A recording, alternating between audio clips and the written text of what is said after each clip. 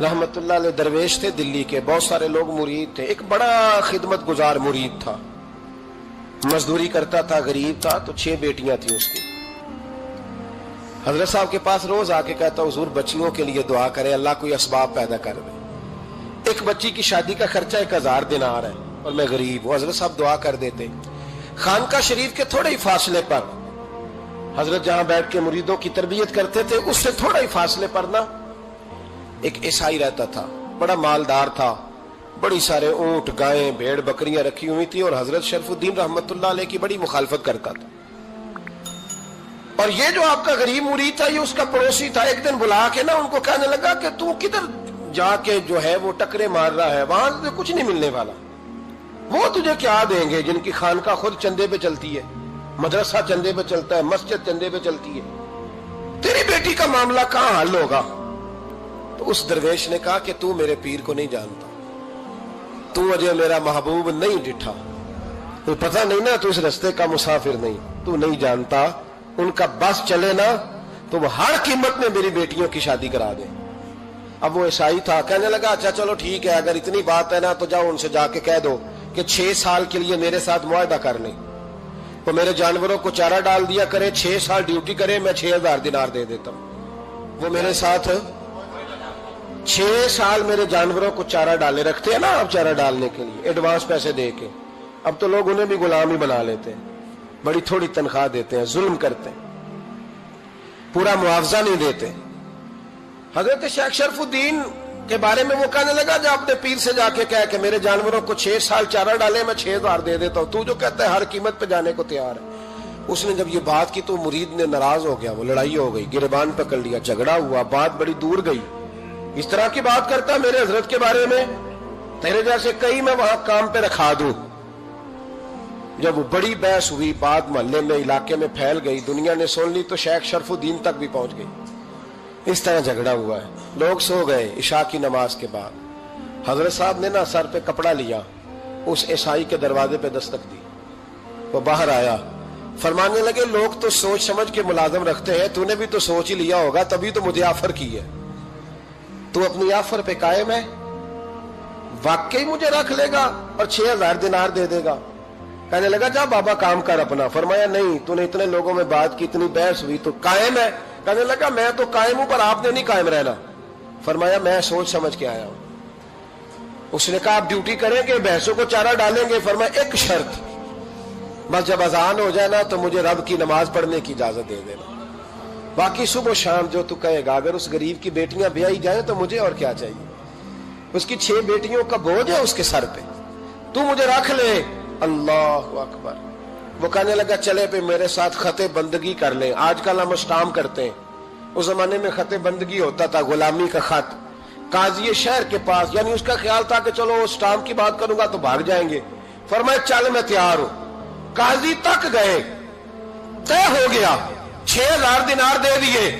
हजरत ने मुरीद को बुलाया, फरमाया पुत्र ये ले जा, जा मेरी बेटियों को रवाना कर दे। कहने लगा हुजूर ये क्या कर रहे हो आप, कुछ सोचे? फरमाया यार जब तुझे बेटा बना लिया तो फिर मेरी पोतियां तो लगती हैं ना, मेरा हक तो बनता है ना, जा जाके ड्यूटी कर, उनको ब्याह दे।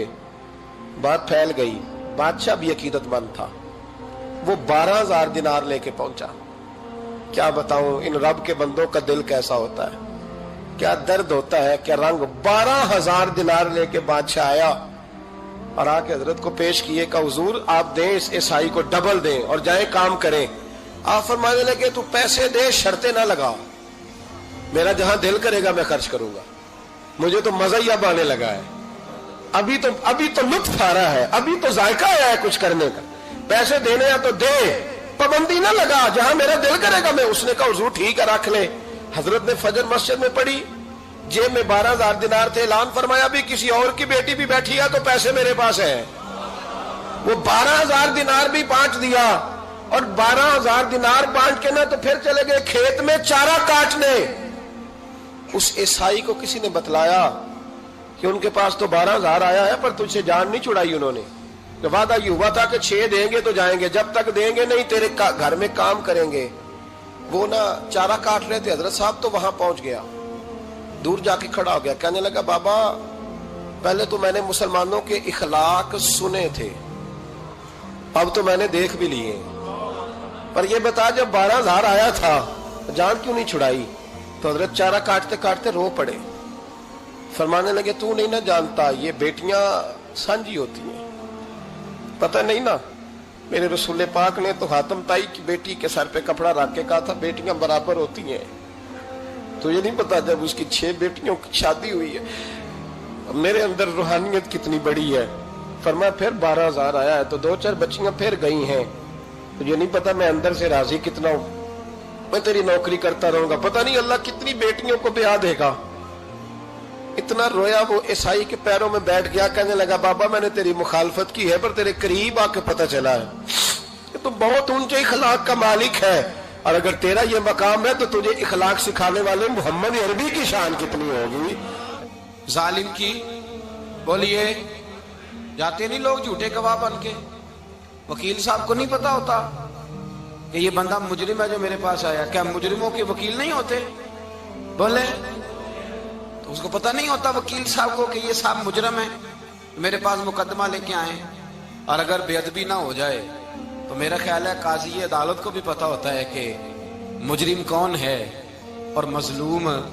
میرے نبی پاک صلی اللہ علیہ وسلم نے اس قدر زیادہ سختی فرمائی اس مسئلے میں، فرمایا جس کو پتا تھا کہ فلاں آدمی ظالم ہے، ظلم کر رہا، پھر وہ ظالم کا گواہ بنا یا اس نے ظالم کی مدد کی، کتنی کی؟ شارحین لکھتے ہیں چاہے اس نے ایک جملہ بول کے کی، چاہے ایک، سارے بولیے، چاہے ایک غریب کو اس نے ظلم کیا تو کہتے ہیں علاج یہ سے، چاہے ایک جملہ بول کے کی، شارحین اس حدیث کی شرح میں لکھتے ہیں ایک جملہ بول کے چاہے مدد کی، جس بندے نے کسی ظالم کی مدد کی کسی مقدمے میں یا کسی صورت میں اور اسے پتا تھا یہ ظالم ہے، میرے نبی پاک صلی اللہ تعالی علیہ وسلم فرماتے ہیں اگر اس نے مدد کی، ابھی ظالم کی بات نہیں ہو رہی، ظالم کے مددگار کی بات ہو رہی، اگر کسی نے ظالم کی مدد کی تو حضور فرماتے ہیں خدا بھی اس سے بری ذمہ ہے، رسول بھی اس سے بری ذمہ ہے۔ سنبھال کے رکھے اپنی نمازیں، قربانیاں، حج، زکوٰۃ سنبھال کے رکھے۔ اگر ظالموں کا مددگار ہے، الیکشن آ لینے دے، آپ کو نظر آ جائے گا کون کون ظالموں کا مددگار ہے، نظر آ جائے گا۔ اپنی جیب سے لوگ پیسے دے کے ظالموں کی مدد کریں گے، ان کے فلیکس چھپوائیں گے، بورڈ لگوائیں گے، جیبوں سے پیسے دے کے۔ ہم نے خود آگ لگائی ہے چمن میں اپنے، بے سبب گردشی ایام کو الزام نہ دو، ہم نے خود نور کا ظلمت سے کیا ہے سودا، کر کے توہین سحر شام کو الزام نہ دو۔ ظالموں کے مددگار میدان میں آ گئے، یہ چھوٹا لفظ نہیں، میرے حبیب پاک صلی اللہ علیہ وسلم نے فرمایا جو ظالم کا مددگار ہے سن لے جو سجن کے ساتھ کچہری جاتا ہے، وہ یاد رکھے جو دوست کا گواہ بنتا ہے، وہ یاد رکھے جو کہتا ہے میں مانگی گیا تھا، مجھے بلایا گیا تھا قبضہ چھڑانے کے لیے کسی غریب بیوہ کی جائیداد پہ، کب وہ سن لے تو مدد کر کے نہیں آیا، تو خدا کے ذمے سے نکل گیا ہے۔ رسول پاک نے فرمایا تیرا میرا تعلق ختم ہو گیا، تو ظالم کا مددگار ہو گیا، پھر تو کہتا میں بے چین ہوں، میں بے قرار ہوں، میں آزمائش کا شکار ہوں، پلٹ کے دیکھ تو صحیح تیرا گناہ کتنا بڑا ہے۔ میرے نبی پاک صلی اللہ علیہ وسلم کا ایک اور فرمان سن لیں، ابن ماجہ ابو داؤد میں موجود ہے، اس حدیث کو آپ نے یاد کر لینا ہے، کر لیں گے انشاءاللہ، سارے کہیے انشاءاللہ، کر لیں گے یاد۔ حضور صلی اللہ علیہ وسلم نے فرمایا اگر تو ظالم کی مدد کرے گا نا، یہ لفظ دل کی تختی پہ لکھ لینا، یہ مکافات عمل ہے، مکافات عمل دنیا، ادھر کرو گے تو ادھر بھرو گے۔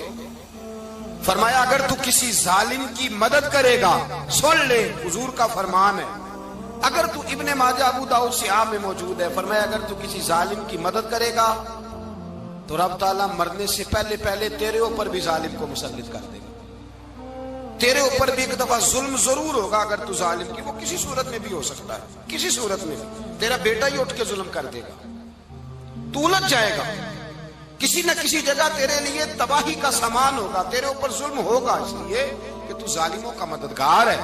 چاہیے یہ تھا کہ تو مظلوم کی مدد کرتا، انسانی ایمانی یقین کا فریضہ سر انجام دیتا، تو ظالموں کا مددگار ہو گیا۔ ٹٹول کے دیکھ لیں، رزلٹ نکال کے دیکھ لیں، ہمارے زمانے میں ظالموں کے مددگار زیادہ ہیں، اتنی لمبی زبانیں نکال کے ظالموں کی مدد کرتے ہیں، بڑے بڑے کالم نویس اللہ نے انہیں قدرت دی لکھنے کی، تو اپنا قلم ظالموں کی مدد میں خرچ کرتے ہیں۔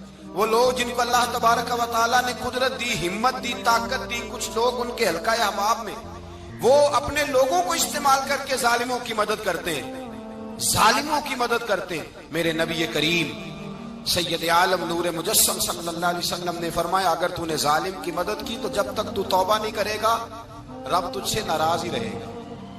اللہ تجھ سے، او بھائی جس سے رب بھی ناراض ہو گیا، نہ کھانا نہ پینا نہ سونا نہ جاگنا نہ نیند، پھر تیری ہر چیز تیرے لیے آزمائش ہو جائے گی، پھر تیرا سایہ بھی تیرے لیے خوف کا سامان بنے گا، پھر زندگی جیتی جاگتی لاش بن جائے گی، تو اپنے کندھوں پر اپنی میت اٹھائے پھرے گا جب تو ظالم کا مددگار ہوگا۔ اور نبی پاک صلی اللہ علیہ وسلم نے فرمایا ظالموں کا مددگار بھی ظالم ہوتا ہے، ظالموں کا مددگار بھی، سارے بولے ظالموں کا مددگار بھی نہیں، کو نہیں، آپ سارے نہیں بولے، ایک دفعہ بولے ظالموں کا مددگار بھی، پکی بات ہے، ظالموں کا مددگار بھی۔ اللہ اکبر، جس کا یارانہ ہو، جس کا دوستانہ ہو، جو کہے میں نے نا اس کو اوکھے ویلے کے لیے ظالم کو یاد رکھا ہوا ہے۔ کبھی مشکل میں رکھے نہیں ہوئے لوگوں نے ظالم دوست، کہتے میں نے رکھے ہوئے ہیں، بلکہ ہمارے دیہات میں تو کہتے ہیں میں نے بازو بنائے ہوئے ہیں۔ کس کو بازو بنا لیا؟ ظالم بھی کبھی بازو ہوتا ہے، جو ظلم کی تلوار لیے میدان میں کھڑا ہے۔ قارون، حامان، فرعون، نمرود کا حال نہیں لوگوں نے دیکھا؟ اپنے زمانے میں آپ نے کتنے لوگ نہیں دیکھے جن کے سائے سے، آواز سے لوگ کانپتے تھے؟ پھر پولیس کی گاڑیوں میں وہ اس طرح مردہ پڑے کہ دنیا نے تماشا دیکھا ان کا۔ یہ رنگ ہم نے دیکھے نہیں اپنے آنکھوں سے۔ فرمایا ظالم کا مددگار بھی، جو کار میں بٹھا کے لے کے گیا وہ بھی ظالم، جس نے چائے پلائی وہ بھی، جس شخص نے کھانا کھلایا وہ بھی، جو کچہری تک ساتھ گیا وہ بھی، جس نے فلیکس کے نیچے، بڑے شرابی کے نیچے چھوٹی اپنی فوٹو لگائی وہ بھی، جو ووٹ کی پرچی ڈالنے گیا وہ بھی۔ کہہ دینا باہر نکل کے کہ حضرت صاحب نے سیاسی تقریر کی ہے، کہہ دینا، پر بات تو سچی ہے نا۔ خو کرے ہم تو سے تھوڑا سا گلا بھی سن لے، خو کرے ہم تو سے تھوڑا سا بھی گلا۔ امام مالک کے پاس ایک بندہ آیا، اس نے کہا حضور میں درزی ہوں، ایک ظالم بادشاہ مجھ سے کپڑے سلواتا ہے، میں تو ظالموں کا مددگار نہیں نا۔ ایک ظالم بادشاہ مجھ سے، حضور میں تو مددگار نہیں نا ظالموں کا، جو فرمایا ظالموں کا مددگار بھی ظالم ہوتا ہے، تو کپڑے لے کے آتا ہے میں سی کے دے دیتا ہوں، ذمہ داری نہیں۔ یہ ایک آدمی دکاندار ہے، اس سے کوئی بندہ چیز خریدنے آئے گا تو تھوڑی کہے گا میں نے نہیں دینی، تو دے گا۔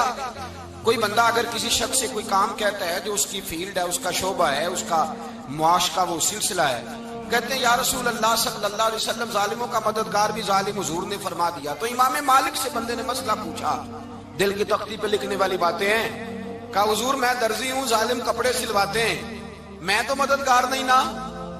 امام صاحب کہنے لگے نہیں، مددگار تو وہ ہوگا جو تجھے سوئی دھاگا فراہم کرے گا، تو تو پورے کپڑے سی کے دیتا ہے، تو تو خود بہت بڑا ظالم ہے، تو پورے سوٹ سی کے دیتا ہے، تو تو بہت بڑا ظالم خود ہے۔ مددگار تو وہ ہوگا جو تجھے دھاگا دے گا، جو تجھے بٹن دے گا، جو تجھے نلکی دے گا۔ جو ظالم سے اتنی نفرت ظلم کر کے بندہ ہے، یہاں تو ہمارے زمانے میں ہیرو بن جاتے ہیں لوگ، ظالم ہیرو ہے، لوگ اس سے ڈرتے پھرتے ہیں، گھومتے پھرتے ہیں، اور بہت سارے کم مزاج لوگ اس کے پیچھے ہاتھ باندھ کے پھرتے ہیں۔ ظالموں کی مدد کرنا، ظالموں کے ساتھ رہنا، یہ ظلم ہے، ظلم، یہ زیادتی ہے۔ میرے نبی پاک صلی اللہ تعالی علیہ وآلہ وسلم نے ارشاد فرمایا، یاد رکھو رب فرماتا ہے میں مظلوم کی مدد ضرور کروں گا، چاہے جلدی کروں چاہے دیر سے کروں، میں مظلوم کی مدد۔ اور حضور صلی اللہ علیہ وسلم نے فرمایا ہے، حضرت معاذ بن جبل کہتے ہیں حضور نے مجھے یمن کا گورنر بنایا، جب میں جانے لگا نا تو حضور نے بڑی نصیحتیں کی، بخاری میں موجود ہے، فرماتے ہیں جب میں پلٹنے لگا تو میرے رسول نے فرمایا معاذ ایک منٹ ٹھہر جا، ایک بات میری یاد رکھنا، اس کو نہ بھولنا۔ کہا حضور کیا؟ فرمایا دیکھنا کسی پہ ظلم نہ کر بیٹھنا، کہیں تجھ سے زیادتی نہ ہو جائے۔ محبوبہ پھر حضور نے فرمایا سن میرے معاذ، میں تجھے گورنر بنا رہا ہوں، زیادتی نہ کر بیٹھنا۔ یا رسول اللہ صلی اللہ علیہ وسلم کیا ہوتا ہے؟ تو میرے کریم نے فرمایا جب مظلوم دعا کے لیے ہاتھ اٹھاتا ہے تو عرش کا مالک کہتا ہے فرشتوں پیچھے ہٹ جاؤ، عرش کا مالک کہتا ہے فرشتوں پیچھے ہٹ جاؤ۔ बच्चे पालने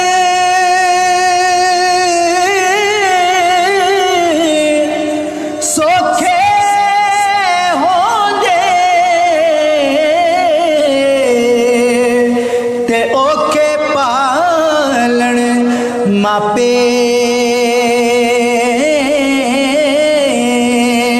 के पिछली उम्र इस नुक्ते दी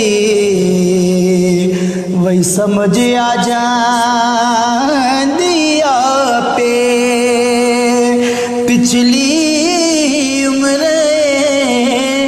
इस नुक्ते दी के समझ आ जा